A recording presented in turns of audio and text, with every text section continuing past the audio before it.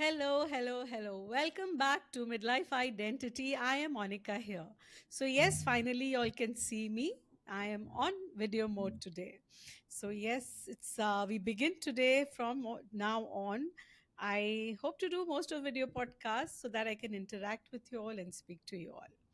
Another great, exciting news: Midlife Identity is going global. And I'm super thrilled and super excited to share this with you all. Midlife, as you all know, is about rebuilding and reinventing ourselves. And the mission of midlife identity is to empower and build a legacy. Our guest tonight is an actor, a stand up comedian, a playwright, a writer, a storyteller who has created the secret society of twisted storytellers. And who is she? Tell me. None other than Satori Shakoor. Welcome to our show, Midlife Identity. Hi, Satori, and welcome to our show. Thank you, Monica, and thank you for inviting me. I feel so honored that I'm the first guest to be on video. Yes, and our pleasure to have you here. Welcome. Okay. Yes, how are you doing today? I'm Good. doing very well. The sun is shining. I don't think we've reached above 30 degrees, Okay. but the sun is shining, and it's March, and we're moving towards spring and summer. So, Oh, lovely. So, yeah, we are also mm. in March here, but our timings just don't match, right? It's 10 p.m. in India. Yes. So, tell us a little about yourself. Tell me, I mean, I just gave a short introduction about you. So, you tell me something about yourself. Our listeners would love to know more about you. Well, my name is Satori Shakoor.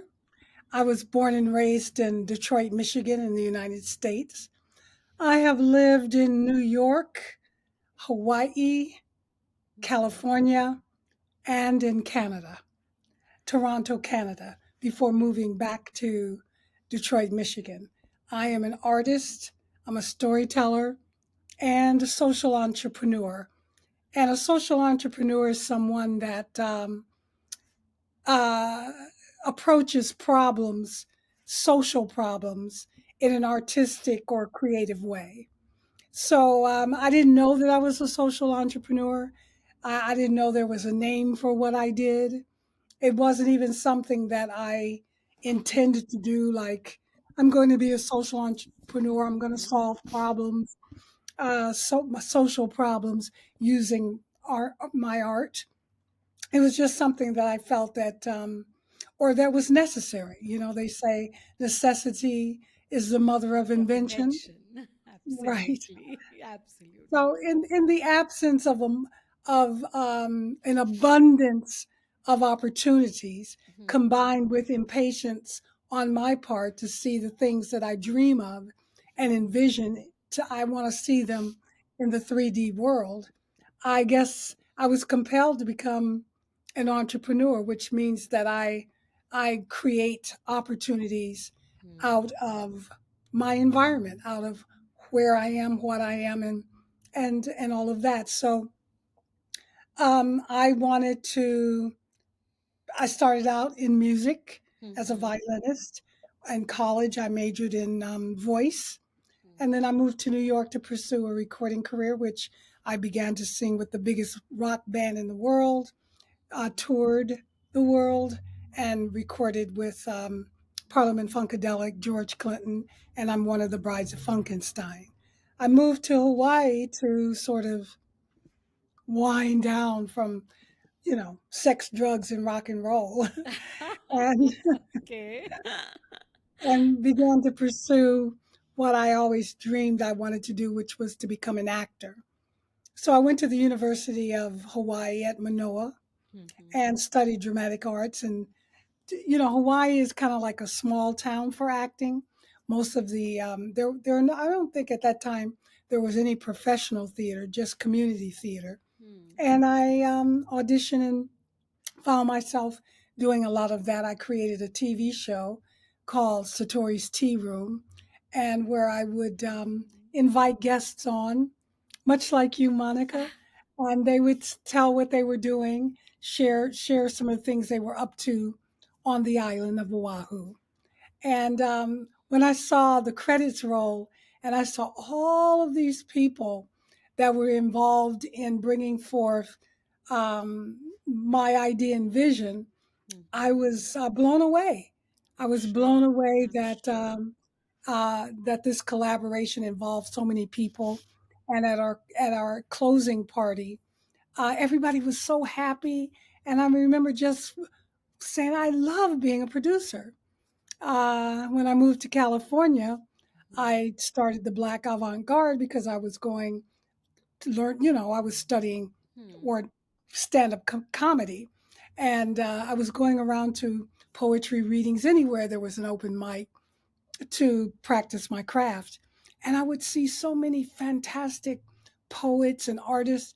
And I wondered, why don't I know them? So I began to approach these people, and by the time I collected everybody, there were 30 of us. Wow. And so we were all gathered together Mhm. during the riots, the Mhm. Rodney King riots in Los Mhm. Angeles, Mhm. and were invited to participate in contributing to a magazine called Highways. Mhm. And we did recordings, we did visual art, we did performance art, we did installations, we appeared on radio, we did live theater just to speak out.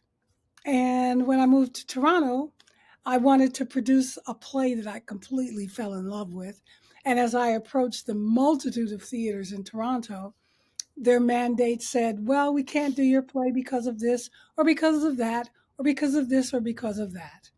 And when I did my research, I saw that they would hire one black actor for one Mhm. show per season, and they were getting all of these grants for diversity. And not that that bothered me. What bothered me was that I couldn't do my play, the play that I just wanted to do. So I thought it would be easier to start a theater company than to go around begging to do my one play. So I became the catalyst and a founding member of what now is known as Obsidian Theater Company in Toronto. It's now been in existence for 25 years. Wow. It's the most diverse theater company in the country of Canada, and it has grown from a Multifold. wee idea to programs that develop actors, writers, they produce plays. And what I love so much is that I meet people and or meet people who are actors or directors or artistic directors for the theater. And I tell them, oh, I'm one of the founding members. And they go, oh, you are? So it's kind of nice to I disappear mean, and be in the presence of something that you helped to create. So being and then coming back to Detroit mhm. after I lost my mother and my son, after 6 years of crawling back from hell, I noticed that I wanted to live. That there was this desire to continue to live because I didn't think that after I lost them within 9 months of each other that I had any will. And I Yes. noticed Detroit, having come back from emergency management, water shut off, Flint water crisis, and people moving out of the city, low, hardly any tax base, just a devastating situation to our city. I noticed it was beginning to come back to life. And I knew that storytelling was healing me in some way, was forgiving me in some way. And I wondered as an artist, could it do the same for the city of Detroit? Having no money after Wall Street crashed and Too Big to Mhm. Fail failed, um, I I wanted to tell I wanted to have people come and tell their stories, and wondered how was I going to do it without any money. And I I almost gave up on the idea, but Monica, when an idea is so delicious, it's irresistible. You have to find a way. And so I sold Absolutely. tickets in advance, rented a little space, 45 seats, And every year, every month, we kept outgrowing the space until now we've come full circle, even come through COVID. We just had our a show last Friday, Mhm. Women Warriors, and Wow. this is so we're going into our 13th year, and nothing has slowed down. In fact, Beautiful. people want to tell their stories now more than ever, particularly now that they know what it looks like and the results of what storytelling can do, because it is the most effective delivery system of information and ideas. It's a communication tool, and Mhm. human beings love, love stories. Stories, Yes. absolutely. But this So is I know you said tell me a true. little bit about yourself. That's a, Oh, that's an arc, but no, but basically Mhm. I've arrived at a place where I love my life, and my latest project is a film called Confessions of a Menopausal Femme Fatale. So I'm at that point in my life where I didn't want to leave other women in the dark like I was left in the dark. These symptoms happening to me not being able to recognize myself, the hot flashes, the mood swings, the complete altering of my self, being. and all the symptoms, being so worrisome and so plaguing that I was not able to really notice the Mm. power, the freedom that I was living into. And so I wanted to lead. I wanted to make a film that talked about the things that women don't talk about, Talk about. because we're either too ashamed to talk about it. There's not been enough studies, or we don't know ourselves that well, or because we're performing for a lens that wants to already define us and say that our best years are behind us. When I know, and you'd probably It's know too, yes, Monica, that it's your just the best years are right beginning. now. They're right now. It's You've gained this wisdom, this experience. You kind absolutely. of got the feel for how to do life, and it's not over just because your breasts aren't perky, you're not juicy, you no longer are producing babies, but you're producing ideas. Yes. It's, Yeah. it's a very different phase. It's a beautiful phase. And exactly what you said, it has to be somehow, extracted from from everyone, that yes, there is so much within you, which has been just covered with layers upon layers, maybe because of your environment or your life or whatever has happened to us, or we're being too busy and not listening to ourselves. So you're buried much, much deep, and you have to just extract. So that's exactly in my book I speak about the secret code. So as I've written my book, Journey from I to Me, so in that it's about extracting your secret code, discovering your own secret code. So each of us is embedded with our secret code, which is buried, and we have to extract it out through various channels, you could say, or modalities, to understand, as exactly what you have done when you said about the art of storytelling, and you want to people. So it is within you, but when people think life is done, that's the sad part. At 50 or 45 or whatever, they believe life is done, nothing more to look forward to.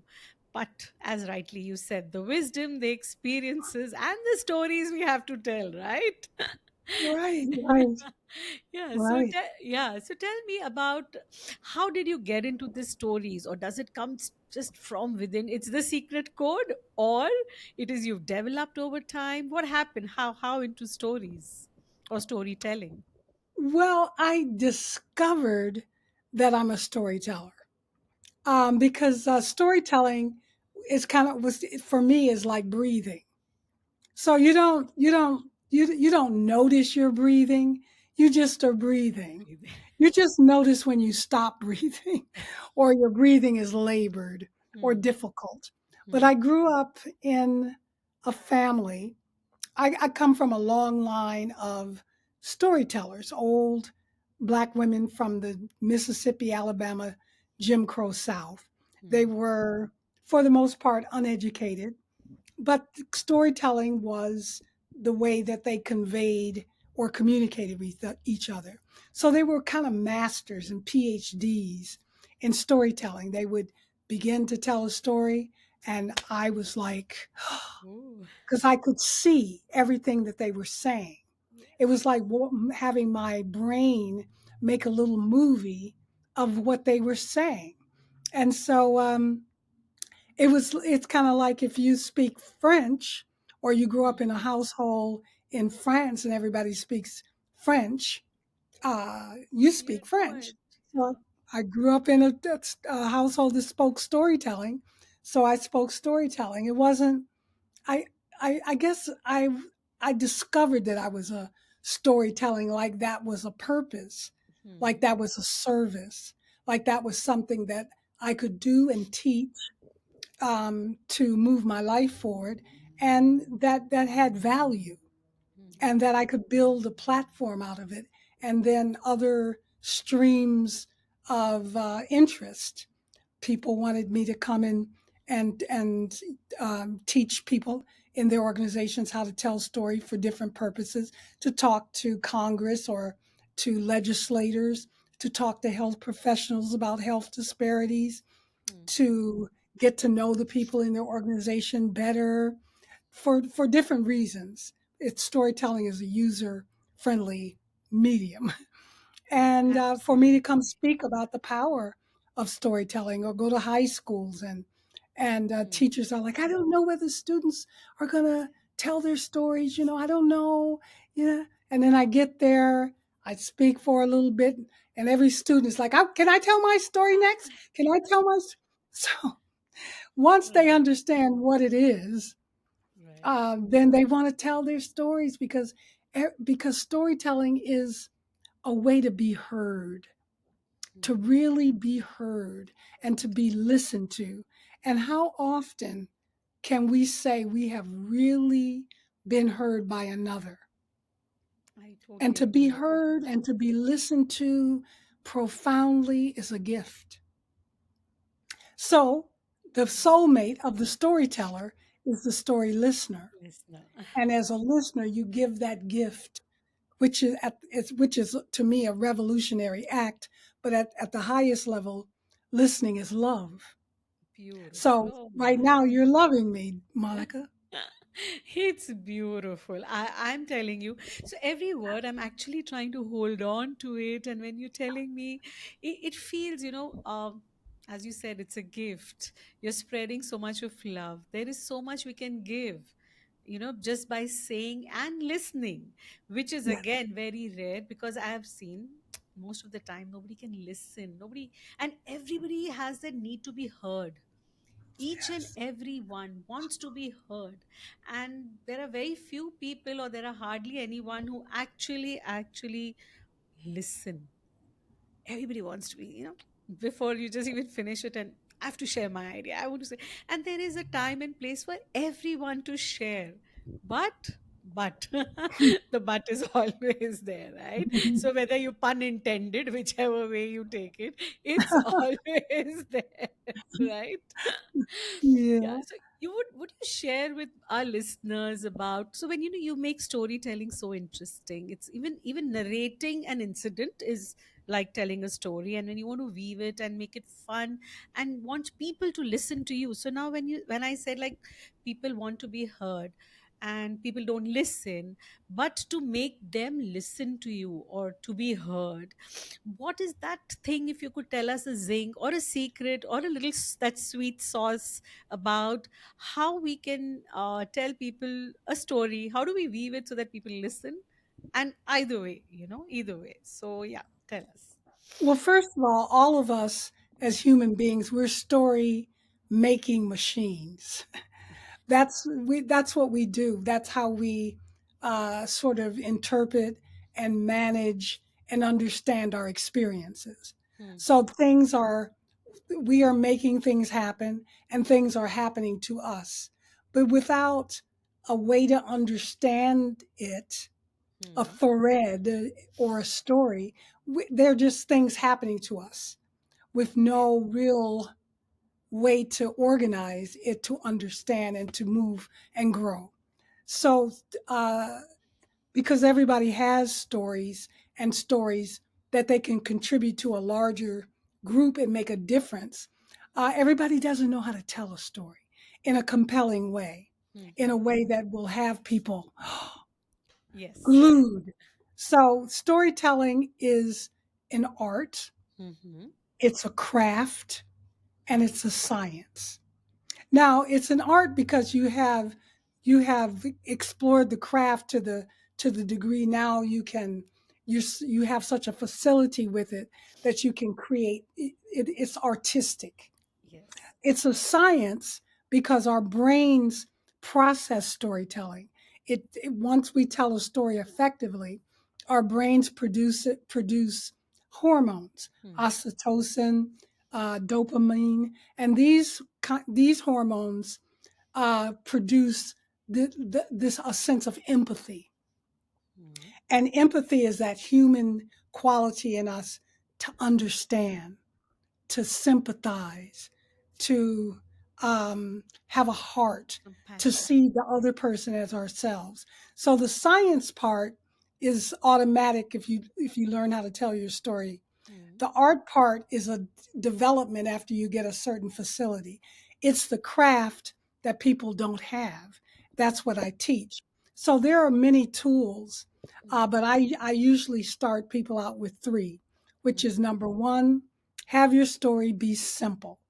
In other words, an 8-year-old young person could be in the room as well as an 80-year-old, 80-year-old. and they both can understand your story to the level of their lived experience. Number two, starting the action.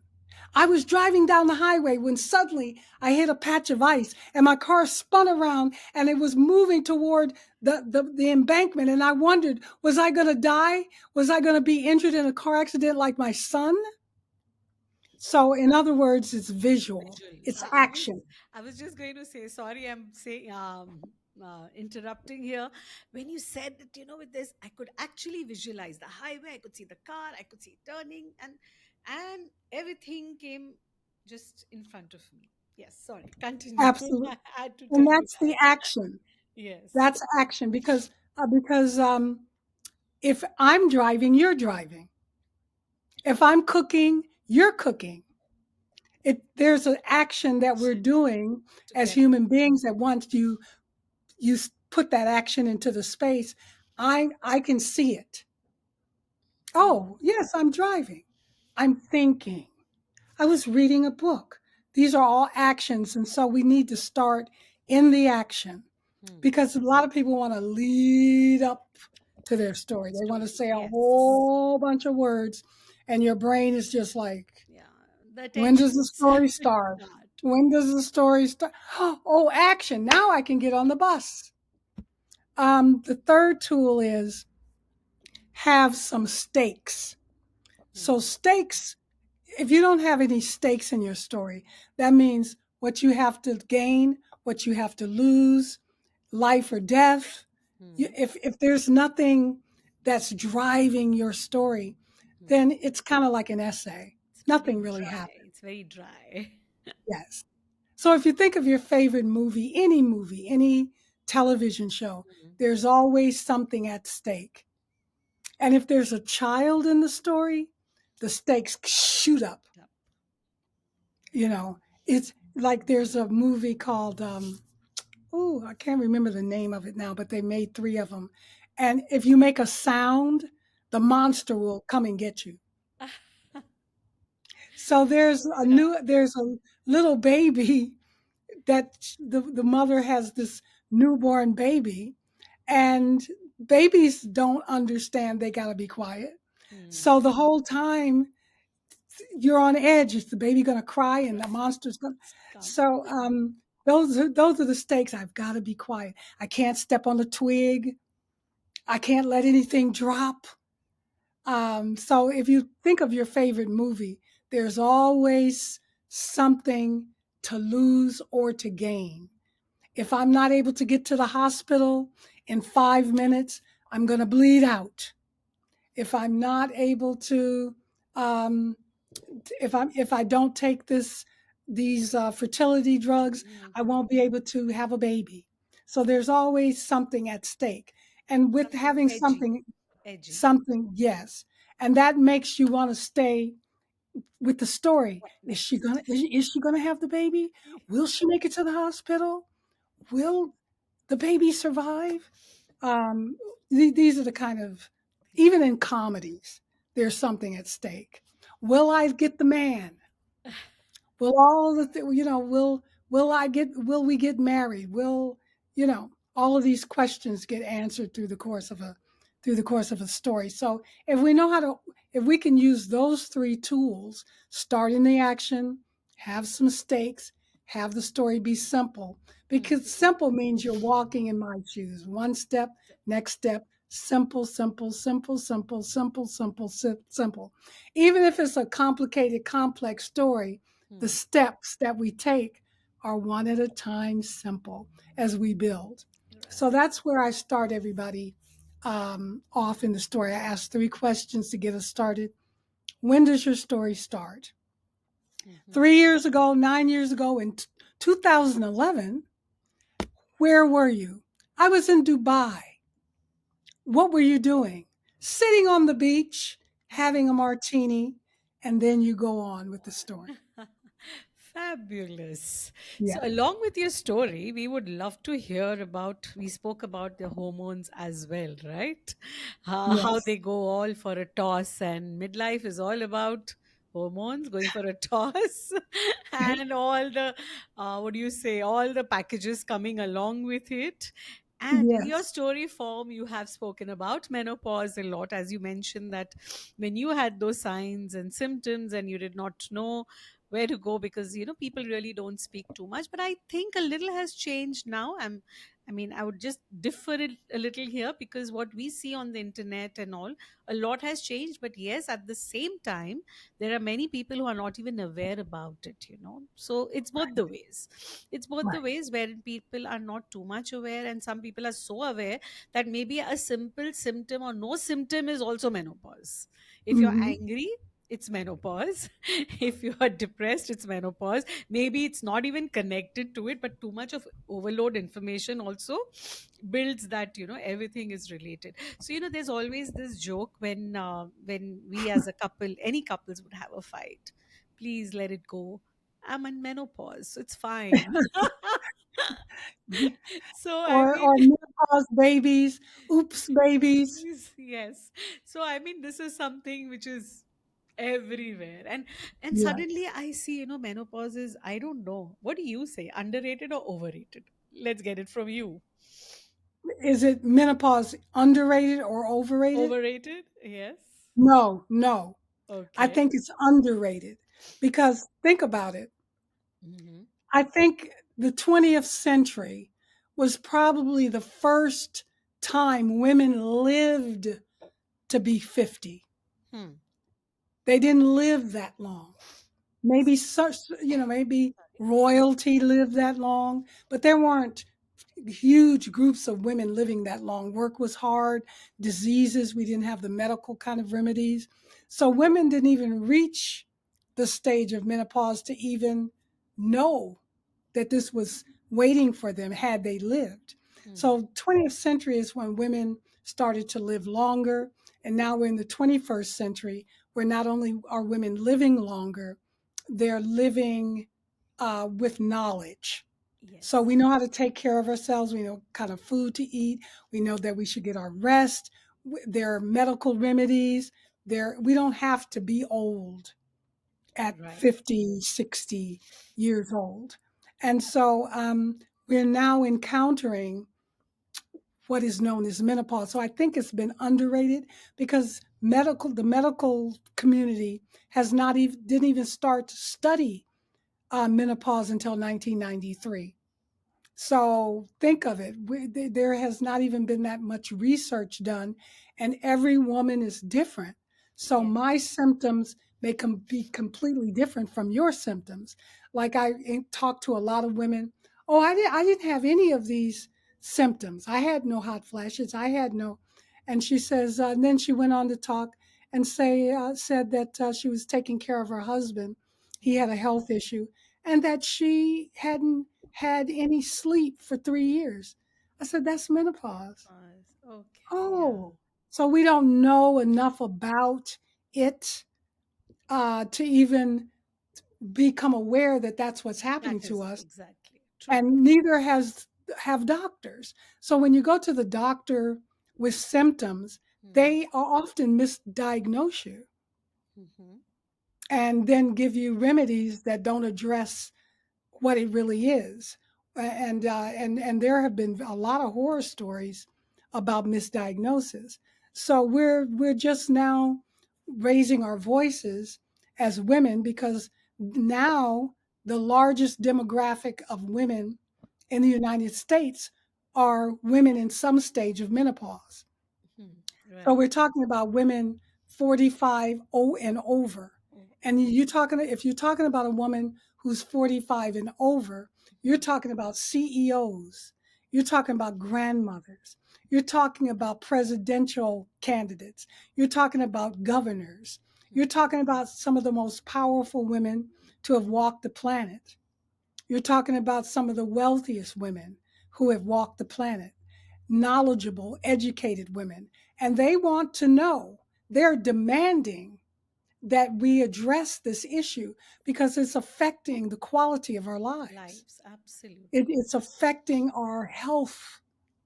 And we want to continue to live healthy, active Hmm. lives, and we want to deal with these symptoms so that we can get to what the gift of menopause really is, which is freedom and power and full self-expression. That's beautiful. Can you just repeat it? Gift of I, menopause is freedom, you self. know what? I cannot repeat it because you asked me a question that gives me the permission to create an answer. So I don't know. I'm going to say, I know. I mean, I loved it. You said, the gift of freedom, self expression, and power. It's actually so beautiful. If you go to see, really, because menopause, when we just started with our conversation, it was like menopause people feel when you're 50, 55. Of course, today, as the times have changed, we're living longer, lifestyles, information, knowledge, self care, all of that has become priority somewhere. But yes, again, same at the same time, people, they feel we've done it all, we've lived our lives, it's enough, it's yeah, enough, I've done my duties. And when you said about storytelling into this, about the healing part, so because when you carry so much of baggage and luggage of your life, rather than hmm, healing, you hmm, carry that luggage and you feel you've done it all and you've done enough and there's no spark to live, and that spark which comes out from inside, the gift that we have to discover. So all of that is again because of menopause, I think, without knowing about menopause in deep understanding the different symptoms probably, or various other aspects of it, do not let you grow into freedom, self expression, and power. I love yeah, this. I'm going to stay by yeah. it. I think it should be a rite of passage. I think it Yes, should be a grand celebration. Like, yes, oh my God, I've arrived at that moment. I can claim these gifts. yes. And I now give myself permission to be fully me and to pursue every dream or anything that comes to my head. I don't have to raise children. I don't have to raise a husband. I don't have to be bothered with all these other things. With I can say what's on degrees. my mind. I Yes. can tell the truth. I don't have to, you know, Yeah, be anything just other than be who I really yourself. am. Yeah, just be Yes, yourself. And yes, that's the beauty of being at that stage of life where you have the power to be yourself. And so you yes, have to just learn to shed that baggage, just to enjoy and learn better with your wisdom and experiences. I think we are much different people than what we were when we were much, much younger. That's what excited me to bring up midlife identity as a podcast. So it's almost now, I think, almost 3 years in June for me to have midlife identity on air. It always excited me to say, tell people that you have the time now, just rebuild yourself, reinvent yourself. Just go yeah. for it. Just go for Well, it. thank you for inventing it. Thank you. Thank you for that. Oh Yes. my, yes. It is something that I do with a lot of passion and I enjoy every minute. I'm just having this conversation with you and I'm enjoying. I'm happy. I'm in a very happy space. I could say that. Yes. Yes. Yeah. So yeah, so you tell us more about the fun part and the satire and the comedy all about menopause. Tell us. Well, do you remember when we were younger and people would say, go, just be yourself. And I would go, well, what's that? I mean, what is myself? And then now I know. Myself is not having to think about how to manage me to Hmm. be something other than, oh, I don't have to go, oh, don't talk too loud. Um, I don't have to manage me. Yes. I can just be and trust that everything that I'm being is is manageable. It's already managed. Hmm. Um, the fun part is that we never really stop dreaming. Hmm. I mean, sometimes people have suppressed themselves or resigned themselves to this. My life is over. I'm going into retirement and I'm going to travel and I'm going to, spend more time with my family. All of the predictable things you were going to do anyway. Hmm. And they forget that, oh, I remember when I was younger, I always wanted to paint Yes. or or I wanted to write a book or Oh, we're create as women. That's what we do. We're creative people. absolutely. And so we suppress that part of us because we've been assigned socially a role in society. Hmm. In society, you become a mother, become a wife, you become a worker, and so these are the things that are. This is what you're supposed to do. So Hmm. everything, all of these creative things are on hold. Hmm. And sometimes we forget they are on hold and we think we've exhausted our what we're supposed to do. And now we Exactly. just sort of sit in our rocking chairs and wait for that day when we stop breathing. But if we can reconnect with our creativity, then we start to want to solve problems. We start to create midlife at 40, Good. the kinds of things and then you giggling, you're laughing, you're having fun. And I, for me, fun, there was a record called Fun Will Run and Play. Okay. So we get to play now. We Yeah. get to dream. We get to realize the dreams. We have the experience. We have a system of support of other women and men who can help us put our dreams on the road. Other people can participate in our dreams. I love collaborating. I find Hmm. collaborating one of the most wonderful gifts is because you have an idea, someone else has an idea, and you all pull together Together to and make that idea happen, and you all get to celebrate it, you know? absolutely. Beautiful. Yeah, Yes. I mean, that is how it is. And you can just go on taking one step ahead, one step ahead. Because if you Hmm. can contain the idea, how much can you execute it? And the more the merrier. You can make it larger than life. And yeah, and you have more people into it and celebrating together. And it's party Yeah. time all the time. Yes.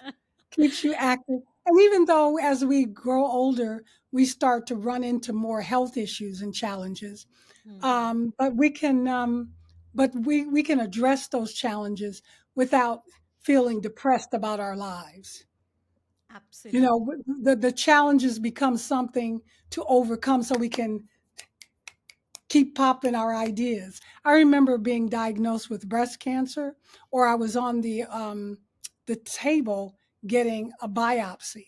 And I remember, and it was 2 years after I had started Secret Society. So the Secret Society was like a little baby. And I'm laying there on the biopsy table as they're sticking the needle to extract cells to study.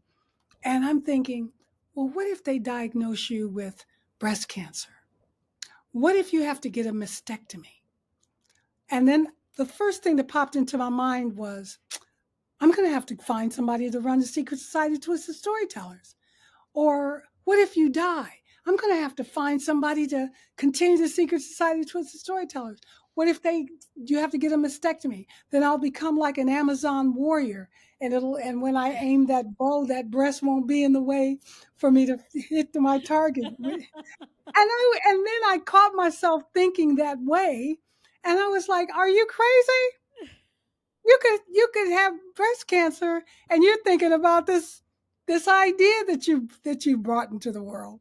I was diagnosed with breast cancer. Okay. I did have a mastectomy 5 years ago, Mhm. and I would come to meetings between the chemo sessions, between the radiation. I would turn my camera off, and maybe I wouldn't at sometimes have the energy to talk, Mhm. but I was there because where else was there to be? And so I've come through these challenges that a lot of women come through. I have a story to tell out of it, and I'm still here, and I'll be here till I'm not. Wow. But what I won't stop doing is dreaming, and then putting the work to the dream, and creating and creating and creating, and having as much fun as possible, because we're only going to have these meat suits for a short period of time. I don't know what happened. I don't know where I was before I came to my mother's womb, and I don't know where I'm Where going to you will go go from here. when I leave this big womb. But while I'm here, I'm going to live it out. Beautiful. I'm my dear listeners, all of you, please, please, you can just take so much. The very fact it's about accepting the current, whatever it is around you, and to accept it positively and to be able to take it to the next level. You transcend yourself spiritually. So, whatever you're saying, it's so spiritual in the sense it's transcendent totally. I mean, I am feeling it. I can just I'm just absorbing it. And that's all I can say, because it has actually touched my heart. Because that fear, when you talk about your being on the biopsy table and on for the biopsy, and that fear tends to and just captures us in every form. But Mhm. that fear, you have thought of it so differently, and you've taken that fear in a very different way, and put humor to it, put life to it, because you know something that is not in your control, you cannot control. But you can have a very good positive attitude and make the most of whatever time you have. And that's all transcendental, totally transcendental, and it's beautiful. Our listeners, please just hold on to these thoughts and learn. That is the idea. What about midlife identity is all about this, about learning about these beautiful moments. I'm actually very, overwhelmed in a way that I cannot speak, because I'm just absorbing all that you have said. It needs a lot of courage. It is not easy, for you said it very simply, but it takes a lot. It takes a lot. We are scared of losing our families. We don't know what will happen to us, or when we die, what will happen. And the biggest thing is that yes, death is inevitable, which we don't speak about again. So when you Yeah. said whether I'm in this womb, which womb was I, that's the beautiful. Yes, when I use the word death, it's very crude, and the way you put it, very honestly, it's about which womb am I next, and where was I. That's the beauty, and that's transcendental. I mean, it's touched my heart, believe me when I'm saying it. That's why you can see I'm still absorbing. I'm just trying to catch my words, like, okay, because whatever you said and shared is very powerful, and whatever words I add to it do not do justice to it at all. It's something that you have to feel, and I'm sure all our listeners would be feeling that. And yeah, taking it on from there, that's what I can say. And I mean, it's beautiful. Yes, it's lovely.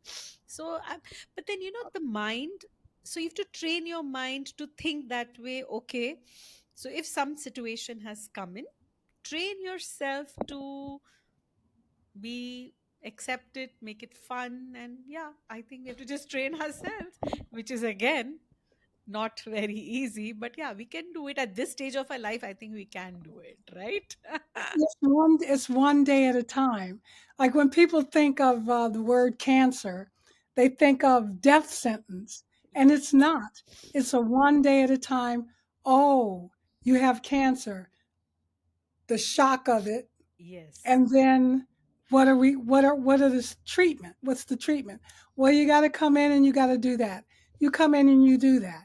And then you go and you do that. And then you do that. And then 2 years later you do that. And then you do this. And it's one day at a time, Time. one day at a time. And then you look back and it's 5 years later and you're still functioning, you're still creating, you're still meeting people. And I really have to say that I really appreciate you. I thank you. I honor you for this platform. And not only that, for the quality of your listening, because none of the things that I am sharing today with you had Mhm. I ex- did I expect to share. Of course, I knew I wanted to talk about my film, but everything else is because of the generosity that you're providing me with the way you're listening. And I just want, I want your listeners and your viewers to know, as a person who's appearing on your podcast, what my experience is in being with you. Thank you. Thank you. Thank you so much. It Yeah. means a lot. Thank you. I'm touched, and yeah, thank you. As I Mhm. keep saying, I get so overwhelmed. So I don't know. I have no words, but yes, I feel it. I have to tell you that. Yes, I do feel it.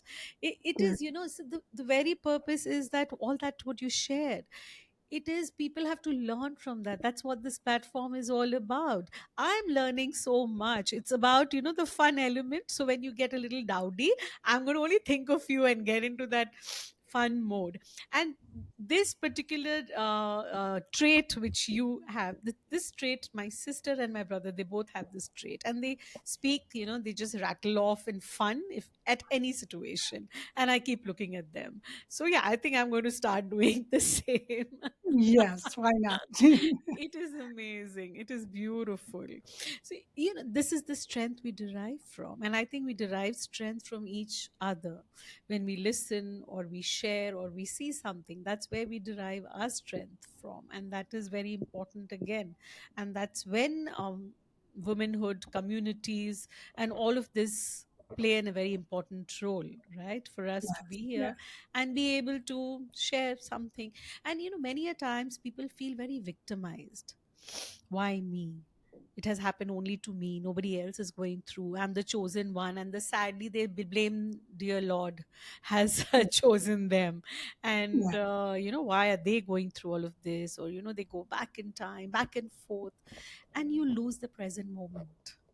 That's the Hmm. sad part. So when you just said about, you do one day at a time and then you'll see 5 years have gone by.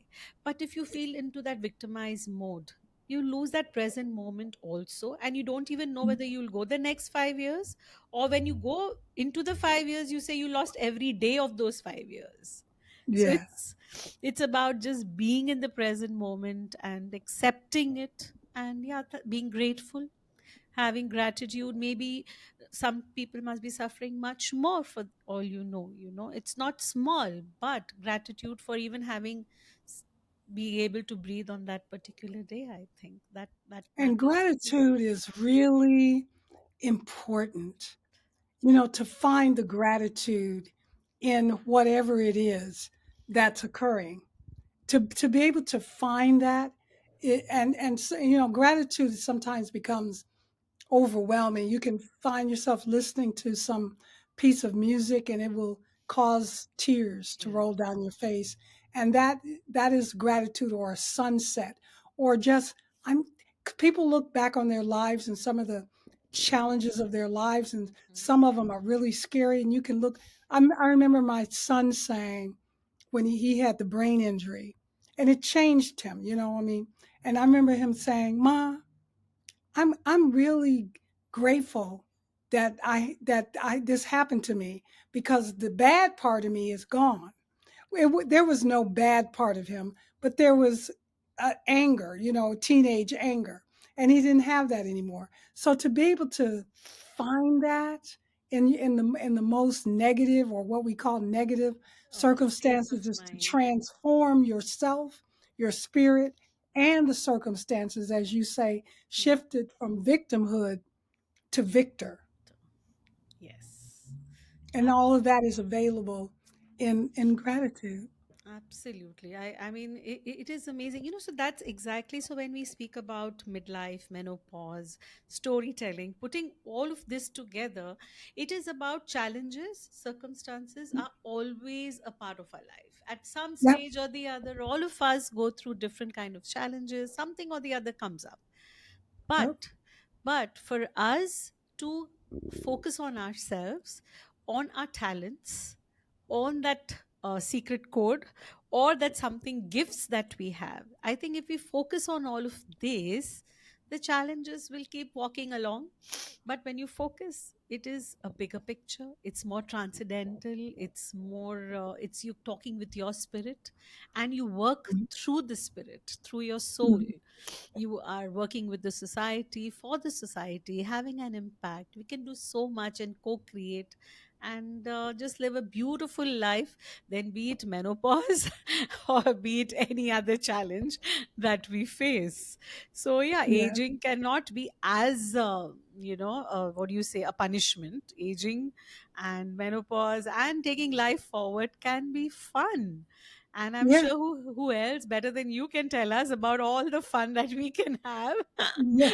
and which we just had with the lovely words you have shared with us. I'm sure the listeners would have enjoyed today's podcast with everything that you had to share, with your positivity, with your learnings, with your storytelling, and accepting. And you have shared the challenges that you have faced in life, and which is not small, which is not easy. You've been brave, courageous, and gone through it all, but you've had the grace, I think, with you, that you have just, I mean, again, I'm overwhelmed with all that you have told me that I am just holding on to my words.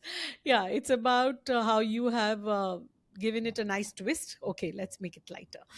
Lovely twist you have given to it, and how we could just face it and have fun. It's just about the twisted. It's called The Secret. Sorry, just Society of twisted see, storytellers. yes. And So we can give twisted it means human. twist. Yes. So just give it a twist, and there we go. We can just have That's fun right. all the time, right? And what would Yeah. be the just a message or something that you would like to give our listeners before we round up our today's podcast? Yeah, the message is that we are all human beings, meaning that we are vulnerable. And so if we're vulnerable, allow ourselves to be vulnerable. Allow the challenges that you are going to face in life, no matter how harrowing they are, allow them to grow you, transform you, strengthen you, make you a more courageous person. And more than that, tell your story. Tell your story to your families, to your friends, to big audiences and small. But tell your stories, because if you don't tell your own story, what you're holding back from the world is a contribution, the benefit of your lived experience. And also you can heal from telling your story, and other people can access their own healing through your stories. So that's what I say. Tell your story to at least one person. Yeah, Yeah, I mean, with yeah, it shouldn't. intention. Yes, it shouldn't go along with you untouched and nobody knows about it. At least Right. it should be passed on to someone. It's like leaving a legacy, right? Yes. So Yes. exactly, I think what you're saying is that when you share your story, someone or whoever or the world, they know about your it's not about it's just talking about your struggles or something. It's about just impacting. Yes, absolutely, we can all live through it. Yes. And yeah, challenges will always be a part of our life, so just move on. Move Yes. forward with positive thinking, and the positive attitude. And when you said about, you were just thinking about your the secret society which you have formed of the twisted sorry, I'm Storytellers. telling of the yes. So forgive me for that. So it Oh, is about, your thought was there, who it was like your baby, who's going to take care of it, what is going to happen. So it's about leaving a legacy.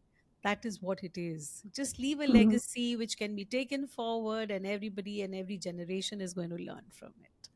Yes. And it was an insightful, wonderful conversation with you. And Thank we've you had, so much for having me. I'm telling you, I've just enjoyed every minute having, and I think we can just go on and on. If we have another 2 hours of conversation, also would be less, because if once we touch upon every topic, or any topic, and we can just keep at it. And Yeah. I'm sure the listeners would have gotten a lot from you, and they can just tune into your website, and learn how to tell a story, learn more, take life positively. I think too much and beautiful pointers, which can just touch everybody's heart. And you have spoken from your heart and soul to us, shared with us, which is very sweet. And thank you for taking all the time out and being on Midlife Identity today. Thank you so much for being there. Thank You're you. welcome. Thank you for having me, Monica. Yeah. Have a wonderful, wonderful night because I know Yes. it's night here. Yes, thank you. And yes, dear listeners, thank you for tuning in today for Midlife Identity. I am sure you will enjoy our conversation with Satori Shakoor, and tune in her to her videos. You'll enjoy the way she can twist all the challenges of life and have a laugh. I think one thing I learned from today's conversation, Satori, is take life easy. It's not so difficult. Don't make it so harsh. Be kind to yourself. Be sweet to Yeah. yourself. Love Yeah. yourself. Love everyone around you. And life is very, very simple. So just don't, bog yourself. Enjoy yourself. Have a lovely day. And thank you. Thank you for tuning in. Bye bye, everyone. See Yes. you all.